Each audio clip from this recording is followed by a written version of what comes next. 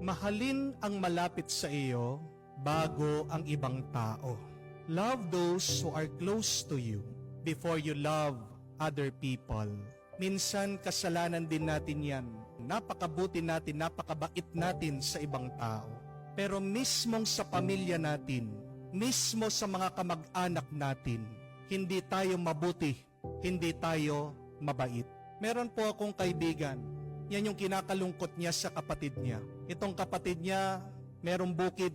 Pag sila po ay mag-aani na, unang-una binibigyan ng bigas yung mga ibang tao, yung mga kapitbahay. Silang kapatid niya, hindi man mabigyan. Nauubos sa pagbibigay sa iba. Pag humihingi na yung mismong mga kapatid, papagalitan pa at sasabihan, bumili na lang kayo. Bakit sa ibang tao napakabuti? Bakit buti pa sa mga kapitbahay, sa mga hindi kakilala, napakabait? Pero mismong laman niya, mismong kapatid niya, hindi ganon kabuti, hindi ganon kabait. Di ba meron din mga ibang ama dyan, pagdating sa mga barkada nila, all out, bibigay lahat, uubusin ang sweldo. Pero kumusta naman yung binibigay sa asawa? Kumusta naman yung binibigay sa mga anak? Pagdating sa mga kabarkada, galante. Pero pagdating mismo sa pamilya, kuripot. Amen? Marami din sa atin. Pag merong bisita, nilalabas yung mga stateside na dilata. Pag merong bisita, doon lang ginagamit yung mga magagandang plato, magagandang baso. Pero pag kayo-kayo na lang, yung mga plato na nangingitim na, naninilaw, yun lang yung ginagamit nyo. Di po ba? Dahil araw-araw naman kasama. Pwede na yung 555, pwede na yung payless. Pero pagdating sa bisita, pag hindi kakilala, kaya pa ng iba na umutang para lang mapakain ng masarap. Pero ang tanong, kahit minsan lang sa isang linggo, bakit hindi mo pakainin ng masarap yung pamilya mo? Bago ka maging mabait at mapagmahal sa iba, bakit hindi ka maging mabait at mapagmahal at magmalasakit doon sa mga pinakamalapit sa iyo?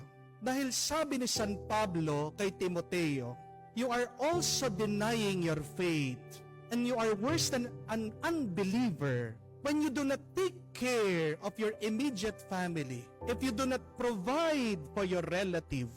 Mas masahol ka pa sa isang hindi naniniwala sa Diyos at tinatalikuran mo ang pananampalataya mo kapag hindi mo kayang tulungan yung mga mismong pamilya mo, pag hindi mo kayang bigyan yung mga kamag-anak mo.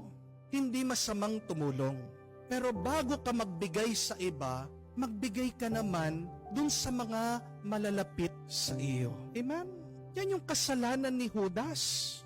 Binibigyan na nga itong ating Panginoon ng regalo. Napakamahal na pabango galing dito kay Maria. Sabi pa niya, bakit hindi natin binenta, ibigay itong pabangong ito sa mga mahihirap? Binigay na nga, babawiin mo pa. Nandyan na nga, malapit ng Panginoon. Pero iniisip yung ibang tao, baka makalimutan din natin, sino bang pinakamalapit sa atin kung hindi ang Diyos? God is closer to us more than we know. Hindi man natin pansin, hindi man natin batid, napakalapit ng Panginoon sa atin. But the question is, how do you show your love to God who is close to you? Ang Diyos na napakalapit sa iyo, hindi mo batid, hindi mo pansin, minamahal mo ba siya?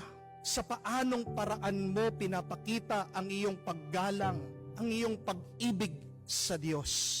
Buti pa sa bisyo, napakarami nating oras. Buti pa sa trabaho, binibigay natin lahat.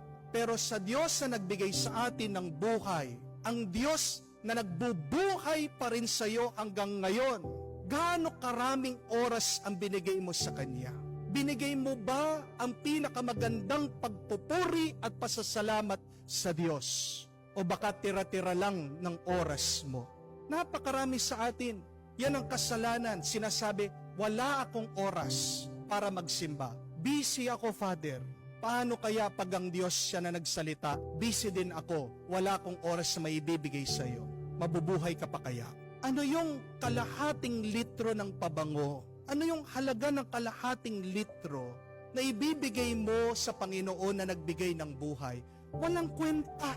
Pero binigay ni Maria, bilang papuri at pasasalamat. That was the best that she could offer. And ask yourself that question, what is the best that I can offer to the Lord? And as you offer your best to God, please do the same to your loved ones. What is the best that I can offer to those who are close to me? Hindi niyo po ba napansin, pag nagtatrabaho tayo, bigay todo. O pag merong bisita, meron kang kaharap, kadil, hindi mo kakilala, you put your best foot forward. Pag nag-aaral ka, siyempre dapat ibigay mo ang lahat, 100%. Pag sa labas ng tahanan, bigay todo tayong lahat. Amen? Bakit? Kasi kung hindi mo ibibigay ang lahat, nakakahiya. Kaya naman, pag uwi mo sa bahay, ilang porsyento na lang ng lakas ang natitira sa'yo. Buti pa sa trabaho, buti pa sa ibang tao, buti pa sa pag-aaral, bigay todo. Pero pag uwi mo, dyan sa asawa mo, sa anak mo, sa magulang mo, sa kamag-anak mo, ano yung binibigay mo? Tira-tira na lang. Kaya nga pag uwi natin, ano yung mood, ano yung attitude natin? Napakabugnutin natin, napakainit ng ating ulo. Naiinis tayo, nagagalit tayo, ano sasabihin natin? Pagod ako, pabayaan niyo ako, huwag niyo akong kakausapin. Di ba ba? Itong mga taong kasama mo sa bahay, forever mong kasama yan.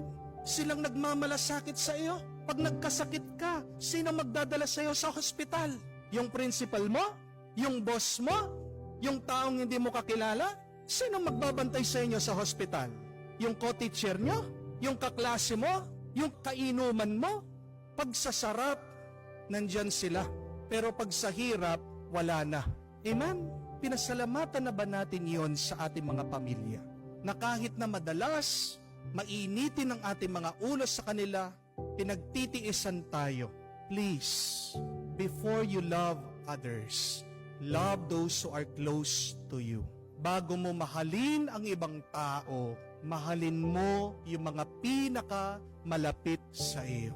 At ang pinakamalapit sa atin ay ang Diyos. Kung paano nahihiya ka, kaya nga bigay todo ka sa trabaho mo, sa pag-aaral, sa pakikitungo ng mga taong hindi mo kakilala, sana naman mahiya ka din dun sa mga kasama mo sa bahay. Sana mahiya ka din sa mga kamag-anak mo, sa asawa mo, sa kapatid mo, sa mga anak mo. Kung paano binigay mo ang lahat, bigay mo din ang lahat sa kanila. O bago mo ibigay ang lahat sa iba, bigay mo muna sa pamilya mo. Amen? Kaya naman, magsimula ngayon, ugaliin natin na bago man tayo lumabas, umpisa pa lang ng araw,